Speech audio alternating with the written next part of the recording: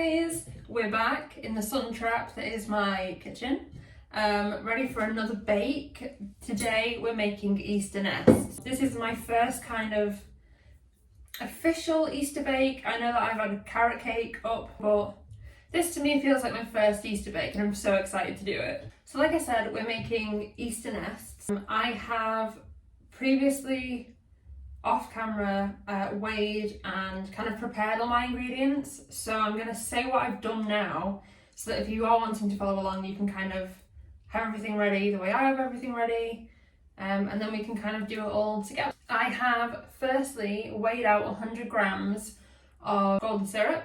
I unfortunately had the tub but not the squeezy tube, so you can imagine how much of a mess that made. If anyone has a knack to the golden syrup tub weighing process, you let me all know in the comments. I've also popped some mini eggs and some Milky Bar eggs in a little bowl. I like the variation of the two. You can use any eggs that you want. I know that there are so many eggs out there now. There's like the Galaxy Enchanted Eggs, the Terry's Chocolate Orange Eggs, you obviously got mini eggs, Milky Bar eggs, M&S speckled eggs.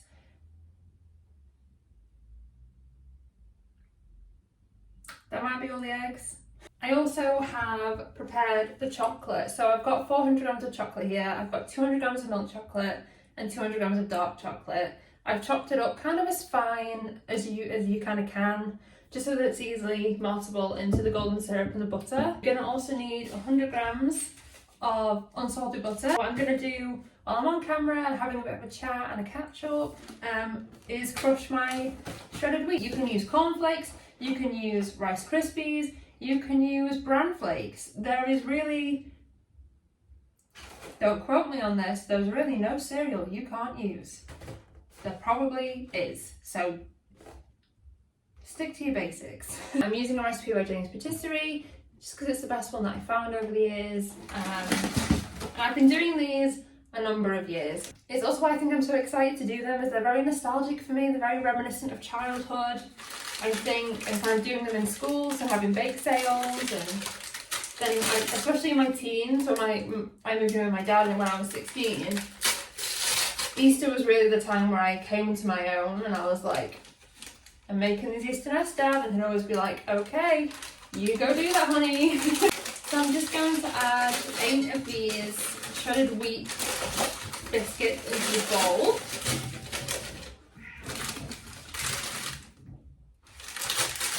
My cat is having a funny vibe. What you're gonna do is basically just crush them with your hands. So if you're like angry about anything, got some pent up stress, this is a really fun way, productive way of maybe releasing some of that.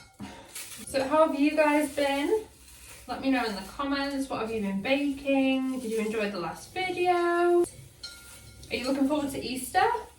So you're wanting your shredded wheat to kind of look like this in the bowl. Any kind of big chunks are all gone. It's all very fine and very nest-like. We're now going to start melting things all together. So we're now going to add our golden syrup, when we can get it out of the jug, into a relatively big saucepan. Probably not the biggest that you've got in your house, but big enough to fit in golden syrup, butter, and 400 grams of chocolate. You're then going to add your 100 grams of butter to that same pan, like so. You're then going to want to melt them both together, low and slow. You don't want to burn any of the butter, you don't want it to bubble.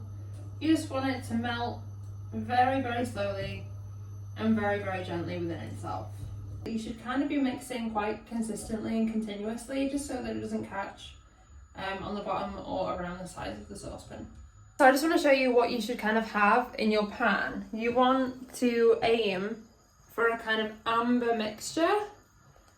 No lumps, very smooth, no bubbles, just a nice ambery mixture. So once you've got to this stage, you're going to take the heat off, and then you're simply going to take your chopped chocolate, say that after a drink, and pour it in.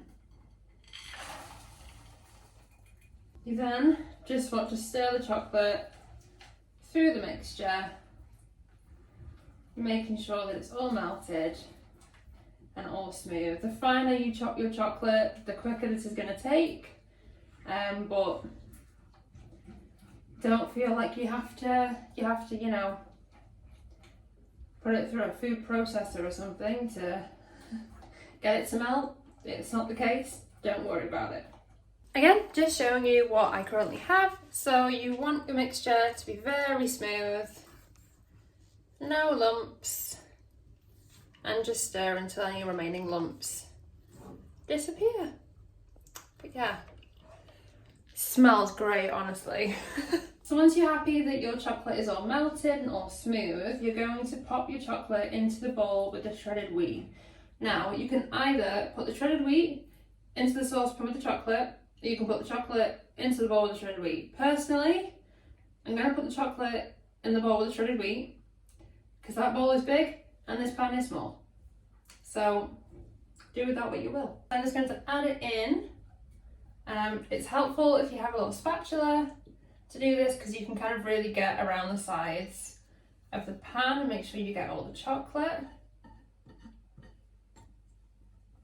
Then you're just going to mix it all together.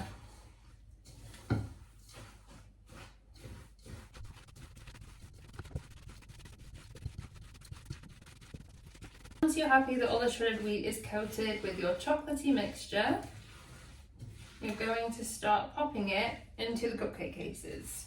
I'm going to have to give you a close-up of this because, oh my goodness, look how yummy that looks. I'm now just going to take a tablespoon and a teaspoon and start popping the mixture into the cases. I'm going to put about a tablespoon in each one. I feel like that will be a good amount because by the time that we've spread it all out to put the eggs in, it should give us a nice little nest.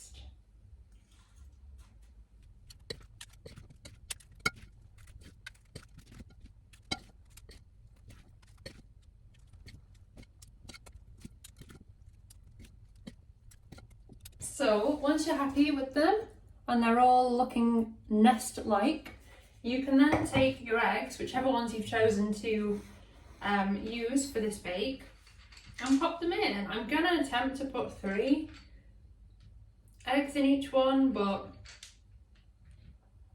I don't know if we'll have enough, you know.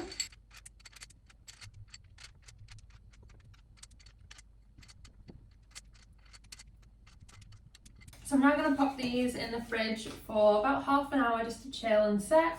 And then once they have chilled and they have set, I'm going to come back to you with the finished result.